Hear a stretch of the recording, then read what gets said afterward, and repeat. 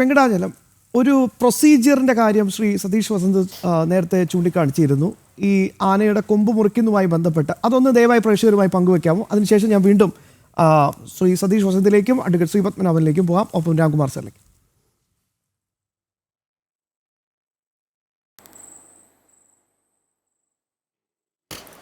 ദേവസ്വം ഇപ്പോൾ ഭരിക്കണത് UGC ശമ്പളം വാങ്ങിച്ച് ലക്ഷക്കണക്കിന് രൂപ സർക്കാരിൽ നിന്ന് കൈപ്പറ്റിയിട്ടുള്ളൊരു വ്യക്തിയാണ്. അങ്ങേര് സംസ്കൃതത്തിൽ PhD ഉള്ള ആളാണ്. അമ്പലത്തിൽ നിന്ന് കട്ടിട്ട് കൊണ്ടുപോയിട്ട് വേണ്ട അങ്ങേർക്ക് ജീവിക്കാൻ. UGC പ്രൊഫസർ എന്നുള്ള നിലയ്ക്ക് അങ്ങേരിൽ കണ്ടമാനം പൈസ ഉണ്ട്.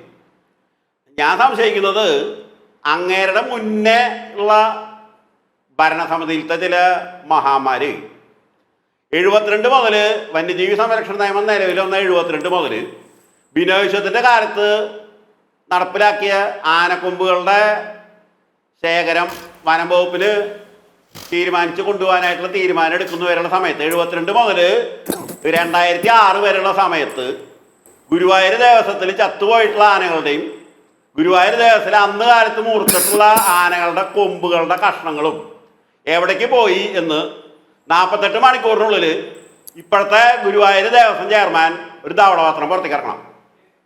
അങ്ങനെ പുറത്തേക്ക് ഇറക്കിയാൽ ഉണ്ടായിരുന്ന ആനക്കൊമ്പുകളൊന്നും അവിടെ ഇല്ല എന്നേ അങ്ങേര് പറയുള്ളൂ.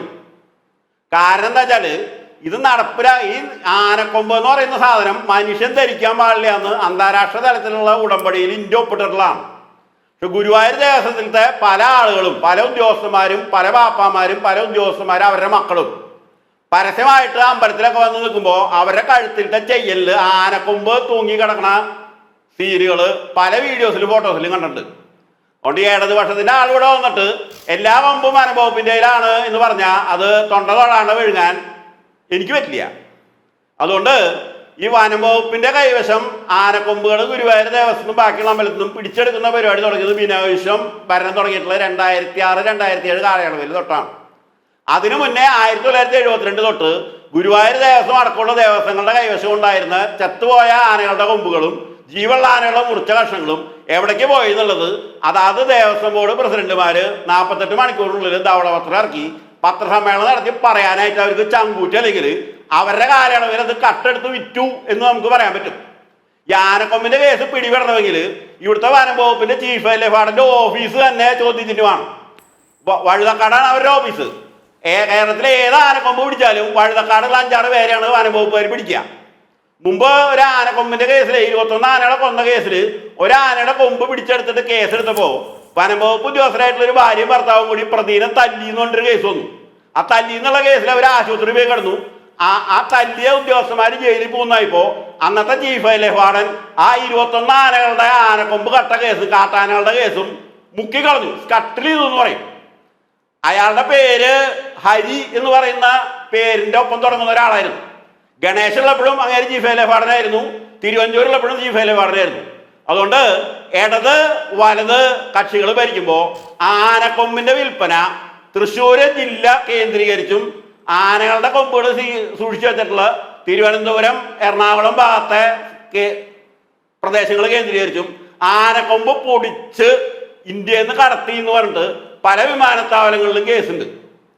ഇവിടെ ഭരിച്ചിട്ടുള്ള ഇടത് വലത് കക്ഷികൾ അവർക്ക് പറ്റിയ ആൾക്കാരെ കക്കാൻ വേണ്ടി ഗുരുവായൂർ അടക്കമുള്ള ദേവസ്വങ്ങളിൽ കൊണ്ടിരുത്തിയിട്ട് കക്കുമ്പോൾ അവർ മിണ്ടില്ല.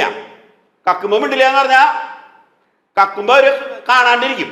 അത് കണ്ടുപിടിക്കാനായിട്ട് ബാധ്യസ്ഥരായിട്ടുള്ള പോലീസ്, വനം വകുപ്പ് ഉദ്യോഗസ്ഥന്മാരും മിണ്ടാണ്ടിരിക്കും. അതുകൊണ്ട് ഈ ആനക്കൊമ്പിന്റെ കേസിൽ ശരിക്കുള്ള വിവരം പുറത്തു വരണമെങ്കിൽ സംസ്ഥാനത്തെ പോലീസ് അന്വേഷിച്ചാൽ പറ്റില്ല, CBI അന്വേഷിച്ചാലും പറ്റില്ല. ശരിക്കും ഇന്റർപോൾ വരണം. Wild life crime control bureau എന്ന് പറഞ്ഞൊരു സംവിധാനം ഇന്ത്യയിലുണ്ട്. അവർക്ക് വിദേശങ്ങളിലത്തെ അന്വേഷണ ഏജൻസികളായിട്ട് ബന്ധമുണ്ട്.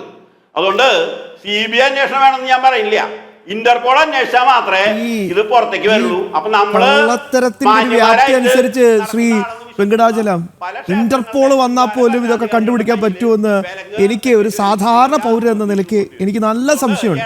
കാരണം അമ്മാതിരി വെട്ടിപ്പല്ലേ ഈ റിപ്പോർട്ട് പ്രകാരം തന്നെ നടത്തിയിരിക്കുന്നത്. അതുകൊണ്ട് ഗുരുവായൂർ ദേവസ്വത്തില് കൊമ്പ് കാണാണ്ടായിട്ടില്ല എന്ന് പറയുന്നത് അങ്ങേര് പിൻവലിക്കണം. അങ്ങേരിന്റെ സീരിയസ്നെസ് തന്നിട്ടില്ല. മാത്രമല്ല ഈ ആനക്കൊമ്പ് തീർച്ചയായും അത് തന്നെയാണ് ആ പ്രൊസീജിയർ കുറച്ചുകൂടി വ്യക്തമായി അദ്ദേഹം ഈ മേഖലയിലെ വിദഗ്ധനും കൂടിയാണ് ശ്രീ സതീഷ് വസന്ത്.